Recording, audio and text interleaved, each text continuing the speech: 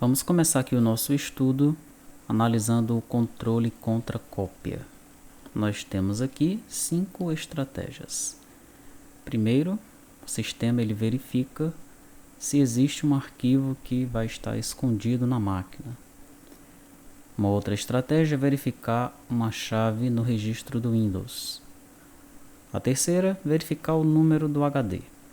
A quarta é verificar o número MAC, o número da placa de rede. E a quinta, verificar o número serial do Windows.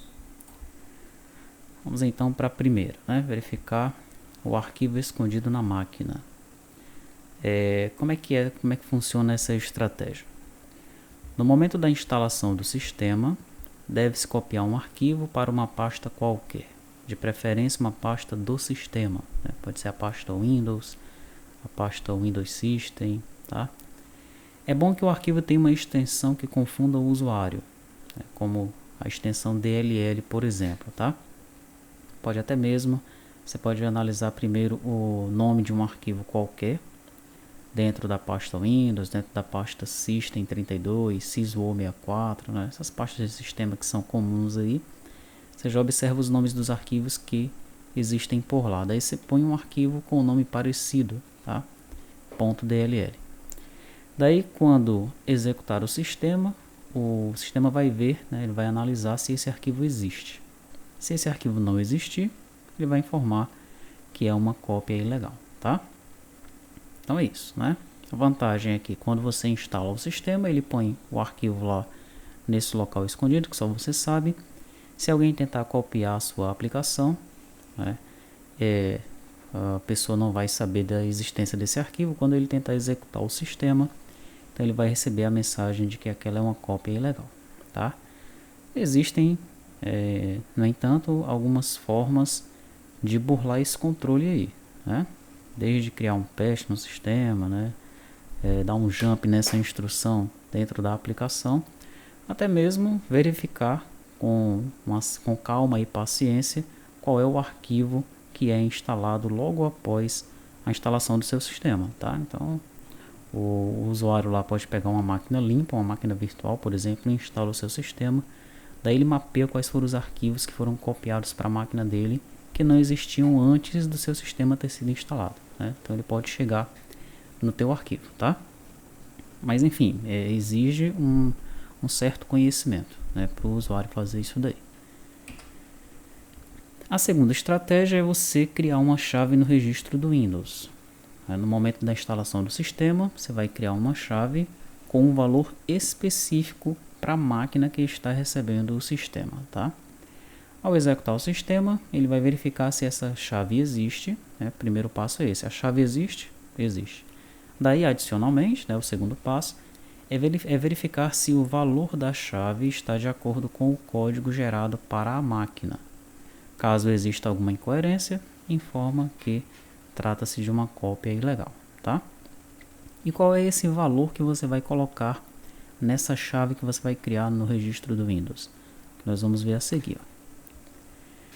Terceira estratégia, pegar o número do HD, Então, no arquivo mencionado anteriormente, naquele primeiro lá, da primeira estratégia, onde você verifica o arquivo, ou na chave do Windows, ou mesmo nos dois, você pode gravar o número do HD criptografado, tá? Então o sistema ele vai verificar primeiro se o arquivo existe, depois se a chave do Windows existe, e se dentro do arquivo e da chave do Windows consta o número do HD criptografado daquela máquina, tá? Ao verificar se o arquivo ou a chave existem, adicionalmente verifica se o número do HD está de acordo com o número da máquina que está executando o sistema. Caso haja incompatibilidade, informa que a cópia é ilegal, Bom, o número do HD é muito fácil de mudar, tá? Você vai ali no CMD, no prompt, Você digita lá vol, você vê lá o número do HD, o volume, tá? Então, se o usuário lá ele for avançado e ele desconfiar que você está fazendo o controle a partir do número do HD, ele pode mudar, modificar o número do HD dele de acordo com o número do HD da máquina de onde ele está copiando o sistema, tá certo? Mas enfim, é mais uma estratégia de controle, Você já vê que nós estamos juntando as 3 estratégias aqui, tá? Vamos para a quarta, né? A quarta é o número MAC, né? O número da placa de rede, tá? Então, lá no arquivo que a gente mencionou na primeira estratégia, ou na chave do Windows, ou nos dois, você vai gravar o número MAC da placa de rede criptografado. Ao verificar se o arquivo ou a chave existem, adicionalmente verifica se o número MAC está de acordo com o número da máquina que está executando o sistema. Caso haja incompatibilidade, informa que a cópia é ilegal. Esse número aqui já é mais difícil, né, do usuário ele modificar, tá certo? É um número que existe, ele é diferente para cada placa de rede, tá?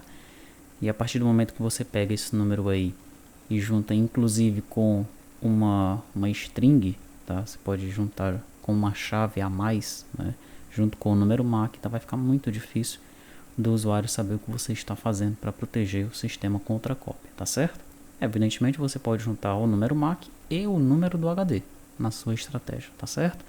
Colocando esses números criptografados, né, a concatenação deles, na chave do Windows que você criou e também no arquivo ou nos arquivos que você espalhou na máquina, tá? Nós estamos mencionando aqui a estratégia de copiar um arquivo, mas você pode copiar vários, tá bom?